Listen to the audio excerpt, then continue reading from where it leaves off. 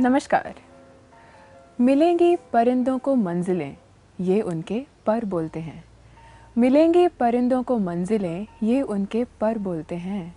रहते हैं कुछ लोग खामोश, रहते हैं कुछ लोग खामोश, लेकिन उनके हुनर बोलते हैं, उनके सुर बोलते हैं। ही इंट्रोडक्शन आहे हुन आर्टिस्ट जो, हुन कलाकार जो, जैसा मां तव्हांजी अॼु मुलाक़ात कराईंदसि असांजे हिन शो कला ऐं कलाकार में। दोस्तों, मां पूजा वज़ीरानी तव्हां सभिनीनि जो तहे दिल सां स्वागत थी कयां कला ऐं कलाकार जे मंच ते।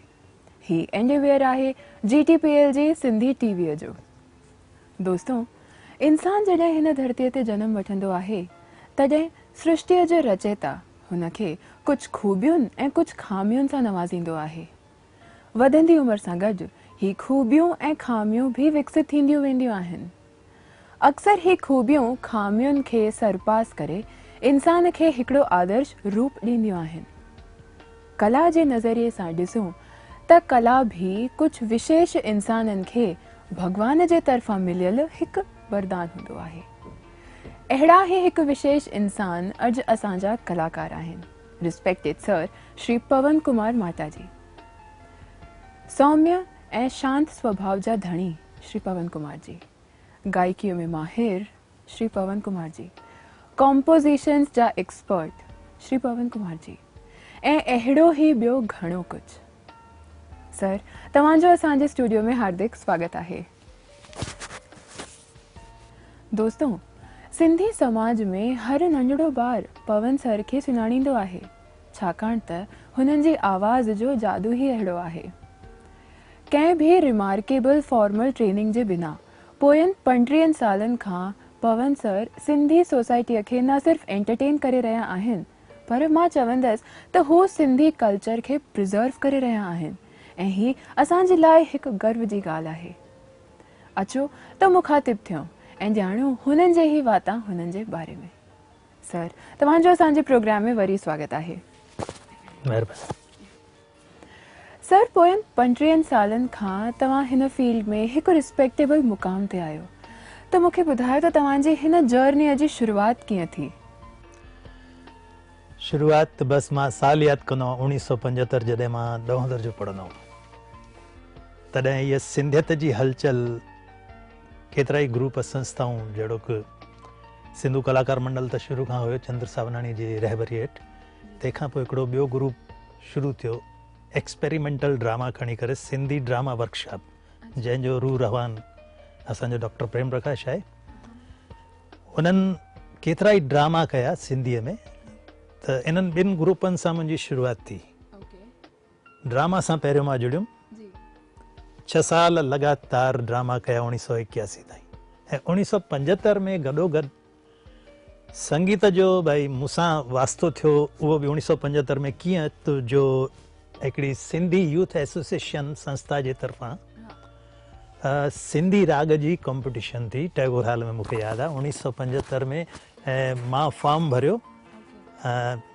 मां तॾहिं अंडर एज हुयुमि, बराबरि। त हाणे त मूंखे स्पेशल कैटेगरी में एंट्री ॾेई करे त हुननि मूंखां ॻारायो, त उते स्पेशल एंट्री करे स्पेशल प्राइज़ ॾिनो। ऐं हिन प्रोग्राम जी रिकॉर्डिंग करण लाइ तॾहिं इहो सिलसिलो हूंदो, रवाजु हूंदो त आकाशवाणी वारा पहुची वेंदा जॾहिं लाइव के प्रोग्राम थींदा। अच्छा। त उन्हनि खे मुंहिंजो आवाज़ु शायदि मुतासिर कयो, त उन्हनि मूंखे इनवाइट कयो। फर्स्ट प्रोग्राम आकाशवाणी ते एज़ अ यूथ सिंगर मां एंट्री कई। सर, तव्हां आकाशवाणीअ जे युवा वाणी प्रोग्राम में सभिनीनि खां पहिरियों छा ॻायो हुयो?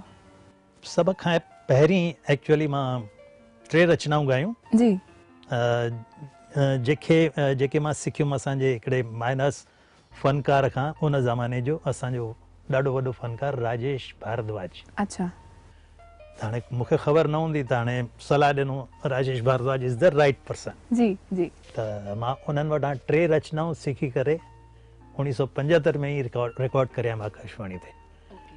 ऐं तंहिंखां पोइ घणा ई दफ़ा उन्हनि मूंखे सॾु कयो। अच्छा। सर, तव्हां हींअर ॿुधायो त तव्हां 3 कॉम्पोज़िशन्स आकाशवाणीअ ते ॻाइण जे लाइ राजेश भारद्वाज जी खां सिखियूं हुयूं। त सर, हिन जे अलावा बि त तव्हां कोई म्यूज़िक में फॉर्मल ट्रेनिंग वरिती हूंदी? इनफैक्ट एग्ज़ैक्टली ईअं फॉर्मल ट्रेनिंग न चइजे, पर मूंखे हिकिड़ो जुनून हूंदो ॿुधण जो। जी। टैलेंट त कुदरती हूंदो आहे, हुन में वॾाई करणु मां ठीकु न सम्झंदो आहियां, त ॿुधी ॿुधी ॿुधी त माइंड में पंहिंजे लेखे फीड थींदो वेंदो आहे। हा या बसि उहा मुंहिंजी ट्रेनिंग हिकु क़िस्म जी। ऐं के सुठा ॻाईंदड़ या कुझु सुठो प्रोग्राम मां ज़रूरु हाज़िरी ॾींदुमि, उहो हिकु क़िस्म जो मूंखे अंदरि दिमाग़ में पइजंदो वियो। ऐं ॻाइणु कुदरती आहे, मां उहो मञींदो आहियां। त ईअं लॻंदो मां ॻाए सघां थो, हो ॻाए सघनि था त मां बि थो ॻाए सघां। ईअं पाण खे प्रूव कंदे कंदे मां अॻियां वधियुमि, ऐं पोइ शायदि पब्लिक में बि लॻो, पब्लिक बि एक्सेप्ट कयो त यस, राइट। उतां शुरूआत थी वई। जी सर, तव्हां सभिनीनि खां पहिरियों प्रोफेशनली कॾहिं परफॉर्म कयो? प्रोफेशनली एक्चुअली इनफैक्ट सिंधी में त असां ईअं ॻाईंदा हुआसीं सिंधू कलाकार मंडल सां। प्रोफेशनली पोइ एक्चुअली मूंखे यादि थो अचे, असांजो सिंधियुनि जो मुंहिंजो दोस्त, मुंहिंजो घणो गुरो श्री जेठो लालवाणी, हुननि मूंखे उत्साहित कयो त पवन तूं पंहिंजे सिर अकेला प्रोग्राम करे सघें थो, तो में इहा क़वत आहे। त उन्हनि मूंखे शुरूआत कराई सेपरेट प्रोग्राम, ऐं केतिरनि ई प्रोग्राम जेके असांखे मिलिया पहिरियां शुरूआती सिंधी, उन्हनि में उन्हनि जो ई रोल हुयो। केतिरनि शहरनि में उन्हनि मुंहिंजा प्रोग्राम कराया, ऐं पोइ इहो सिलसिलो पंहिंजे लेखे वरी अॻियां कारवां अॻियां वधंदो वियो। घणा ई आर्टिस्ट जुड़ंदा विया मूं सां गॾु। ओके सर, तव्हां हींअर ॿुधायो त तव्हांजी कोई ख़ासि फॉर्मल ट्रेनिंग न थी आहे, पर मां जेतिरो तव्हांखे ॼाणियां थी त सर तव्हां त सिंधी कलाम बि ॻाईंदा आहियो, गीत बि ॻाईंदा आहियो, गज़ल्स ॻाईंदा आहियो, इवन लाॾा बि ॻाईंदा आहियो। त सर मां ही ज़रूरु ॼाणणु चाहींदसि त तव्हां पाण खे हेतिरो वर्सेटाइल कीअं ठाहियो? एक्चुअली मां वीचारींदो आहियां त तव्हांजो वॉइस कल्चर कहिड़ो आहे, त घणनि तमामु लिमिटेड कलाकारनि ते काफ़ी फॉर्मेट ऐं फिट बीहंदा आहिनि। जीअं असांजो मोहम्मद रफ़ी हो, त कुझु बि ॻाईंदो त हुनजे आवाज़ में उहो बराबरि फिट थी बीहंदो। गज़ल हुजे, कलाम हुजे, कव्वाली हुजे, कहिड़े बि भॼन बि हुजे, त उहो हिकिड़ो गले जो कल्चर आहे, उन ते ॾाढो आधार रखे थो। त मूंखे लॻंदो मां बि ॻाए सघां थो कलाम, पिणु गज़ल बि ॻाए सघां थो, काफ़ी बि ॻाए सघां थो। ओके दोस्तों, महिनत करण वारे जी कॾहिं बि हार न थींदी आहे। ऐं मां तव्हांखे हीअ ज़रूरु ॿुधाइणु चाहींदसि त पवन सर आकाशवाणीअ जा अप्रूव्ड ऐं ग्रेडेड आर्टिस्ट भी आहिनि। सर मां तव्हां खां सिंधी जॉनर्स में ही डिफरेंस ॼाणणु चाहींदसि। लाइक मां चवां त सिंधी फोकलोर ऐं सिंधी लाॾनि में छा अंतर हूंदो आहे, ऐं in the same way Sindhi कलाम ऐं सिंधी गीतनि में छा डिफरेंस आहे? एक्चुअली लाॾा भी असांजे लोक संगीत जो हिसो आहे। बाक़ी इहो भई कलाम ऐं गीत में कहिड़ो फ़र्क़ु आहे, मूंखे ईअं लॻंदो आहे हिकिड़ा ॿ शाइरी जा अलॻि अलॻि पहलू आहिनि, ॿ तरीक़ा आहिनि। कलाम में ईअं लॻंदो आहे मूंखे त कलाम हिकिड़ो फ़क़ीरनि जो, फ़क़ीर शाइरनि जो हिकिड़ो इलाही आवाज़ु आहे उन्हनि में। हुन में इश्क हक़ीक़ी मूंखे नज़र ईंदो आहे। हुननि जा लफ़्ज़नि जी चूंड, इश्क जेको आहे अलाह सां, प्रभुअ सां, भॻवान सां जुड़ियल हूंदो आहे। हुननि जा लफ़्ज़नि जी माना जेका पोएट्री ठहे थी, सिधी माना ईश्वर सां वास्तो रखंदड़ हूंदी। गीत पोइ जो हिकिड़ो डेवलपमेंट आहे, गज़ल खां पोइ गीत एक्चुअली शुरू में सिंधी में गीत लिखण वारा बि शायदि शाइर न हुआ, पर पोइ गीत जेके आज़ादी खां पोइ असां हिते ॾिठासीं, ॿुधासीं, जिन शाइरनि असांखे ॾिना, गीत एक्चुअली आम माण्हूअ जो हिकिड़ो गीत आहे। माना उहो बि पोएट्री जो, उन में 2 लाइनियूं बि थी सघंदियूं, 3 लाइनियूं बि थी सघंदियूं, 4-5 जेतिरियूं बि। गीत में छा आहे, आम आदमी जा जज़्बा सिधे सिधे नमूने बयानु थींदा आहिनि। इश्क हो मां हक़ीक़ी चयो, हे इश्क मिज़ाजी, कुदरत सां वास्तो, तव्हांजो मूंसां, इंसाननि सां, दुनिया सां सिधे नमूने, सिधे समाटे नमूने में बयानु थिए उहो गीत। सर तव्हांजो फेवरेट जॉनर कहिड़ो आहे? मुंहिंजा सभु आहिनि एक्चुअली, जेको बि सुठो लॻे उहो। जी त सर मां गुज़ारिश कंदसि तव्हां असांखे प्लीज़ कुझु ॿुधायो। छा ॿुधायां, कहिड़ो क़िस्म जो छा ॿुधायां? कलाम में बि, कोई बि कलाम। कलाम असांजा सूफ़ी कलाम फ़क़ीरनि जा, ही बेहद मशहूरु फ़क़ीरनि जो कलाम आहे। जीवे तीवे पालना, जीवे तीवे पालना, जीवे तीवे पालना, जीवे तीवे पालना, नंगड़ा निमाणींदा जिवें तिवें पालना नंगड़ा निमाणींदा जिवें तिवें पालना। सर तव्हांजा सिंधी म्यूज़िक में सिंध जा ऐं इवन हिंद जा फेवरेट सिंगर्स केर आहिनि? सिंध में काफ़ी सुहिणा राॻींदड़ ॻाईंदड़ थी विया। उस्ताद मंजूर अली खान साहब, मोहम्मद जुमन, मोहम्मद यूसुफ, वाहिद अली ऐं हिन वक़्तु आबिदा परवीन तमामु सुठो ॻाए रही आहे। मोहम्मद लाशारी बि आहे। हिंद में जेके आहिनि हिन वक़्तु मां जिन खे सुठो राॻींदड़ सुठो ॻाईंदड़ सम्झंदो आहियां, महेश चंद्र, मास्टर चंद्र जा सुपात्र आहिनि। असांजो ॿियो सुठो फ़नकार घनश्याम वासवाणी। इहे ॾाढा लर्नेड असांजा सिंधियुनि जा हिन वक़्तु जा गायक। आबिदा परवीन जी तो मुंहिंजा बि वन ऑफ दी फेवरेट्स आहिनि। Very good. ऐं सर मां गुज़ारिश कंदसि त तव्हां असांखे मास्टर चंद्र जो कोई कलाम या गीत प्लीज़ ॿुधायो। ईअं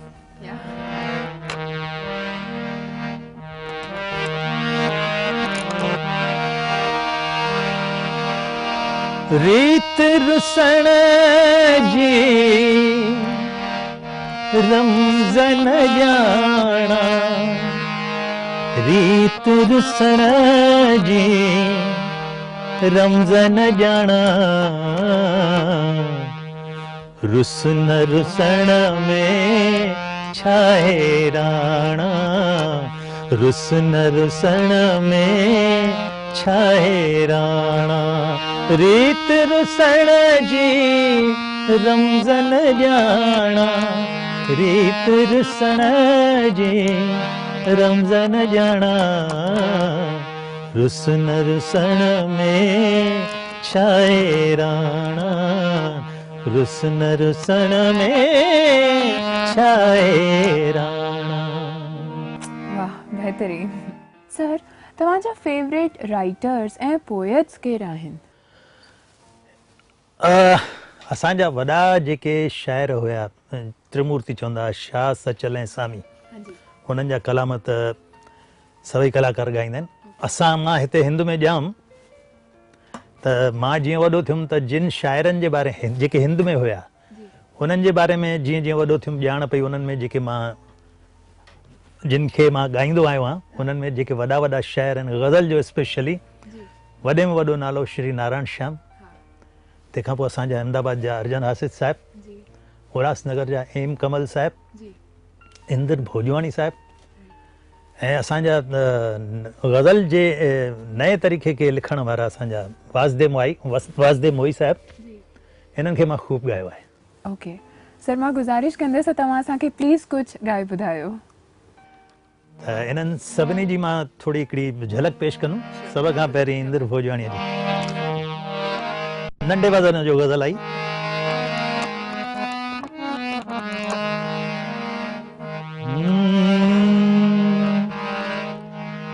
रुखो रुखो ही पंहिंजो प्यार अहिड़ा सौदा केर करे रुखो रुखो ही पंहिंजो प्यार अहिड़ा सौदा केर करे रुखो रुखो ही।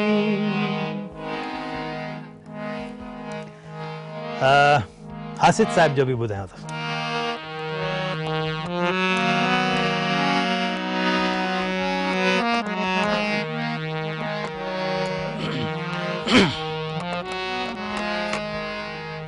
दिल त चाहे थी माहू जा माण्हू दिल त चाहे थी माहू जा माण्हू कीअं बि कहिड़ो बि थी पवां माण्हू दिल त चाहे थी माहू जा माण्हू।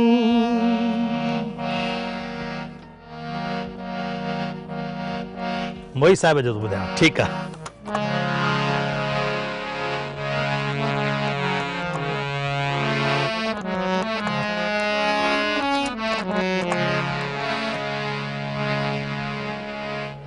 आदियूं फिदियूं लकीरूं पढ़ी माठ थी वञे, आदियूं फिदियूं लकीरूं पढ़ी माठ थी वञे, कारियुनि अखियुनि में छांव ॾिसी, कारियुनि अखियुनि में छांव ॾिसी माठ थी वञे, आदियूं फिदियूं लकीरूं पढ़ी माठ थी वञे। घणेई शाइर आहिनि पर हाणे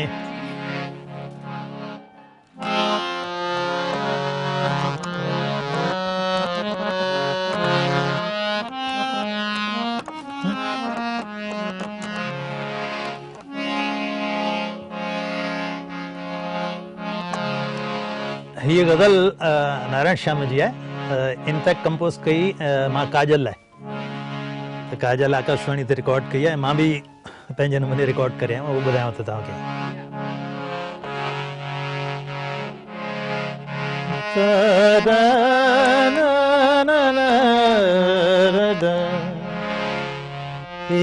गहरियूं गहरियूं कारियूं अखियूं, गहरियूं गहरियूं कारियूं अखियूं, सुहिगरात जियां छात प्यारियूं अखियूं, गहरियूं गहरियूं कारियूं अखियूं।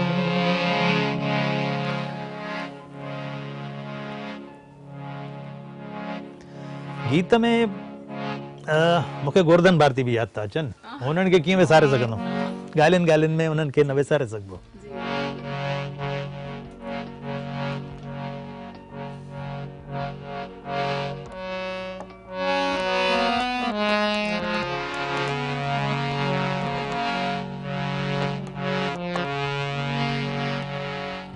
गहरी शांत शांत में लेकिन जण तव ॻोठे साज़ ॿुधो अखड़िन जो आवाज़। गहरी शांत में लेकिन जण तव ॻोठे साज़ ॿुधो अखड़िन जो आवाज़ ॿुधो अखड़िन जो आवाज़। ये गीत हो गोवर्धन भारती जो, गीत में उन्हनि जी माहिरियत हुई। सर मां तव्हांखे हुंदरा दुखायल साहिब जा भी कलाम ऐं भजन्स गाईंदे ॿुधो आहे, त तव्हांजो हुननि जे लाइ छा पर्सपेक्टिव आहे? मां ही तव्हांखे पहिरियों जेके ॿुधाया असांजा सिंधीअ में सुहिणो गज़ल लिखंदड़ शाइर हुया, कलाम ऐं काफ़ियूं ऐं गीत मां जेके ॻाया आहिनि उन्हनि में हुंदराज दुखायल साहब ऐं असांजे गोवर्धन भारती त आहिनि ई, मूंखे मुतासिर ख़ूब कयो आहे हुंदराज दुखायल साहब जन। उन्हनि जी रचनाउनि में लफ़्ज़नि जी चूंड हिकिड़ी अलहदगी आहे, अलॻि क़िस्म जा लफ़्ज़ आहिनि। मां तव्हांखे हिकिड़ो एग्ज़ाम्पल जेको मां कंपोज़ कया,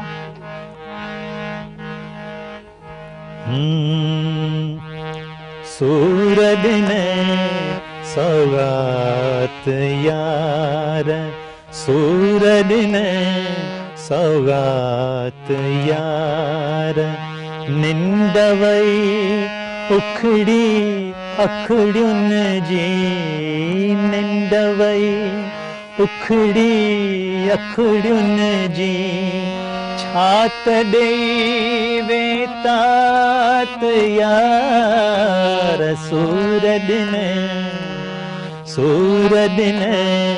सौगात यार सूर ॾिन सौगात यार। सर, हिकु सिंगर जे लाइ गायकी ही सभु कुझु कोन थींदी आहे। लाइक जेको कॉम्पोज़िशन हू निभाए रहियो आहे हू बि ओतिरो ई इम्पॉर्टेंट हूंदो आहे। ऐं सर, मूंखे ही त ख़बर आहे त तव्हां बहितरीन कॉम्पोज़र आहियो ऐं तव्हां आई थिंक लॻभॻि 200 खनि कॉम्पोज़िशन्स भी कयूं आहिनि। त सर, मां तव्हां खां ही ॼाणणु चाहींदसि त तव्हांखे कॉम्पोज़ करण में इंट्रस्ट कीअं थियो?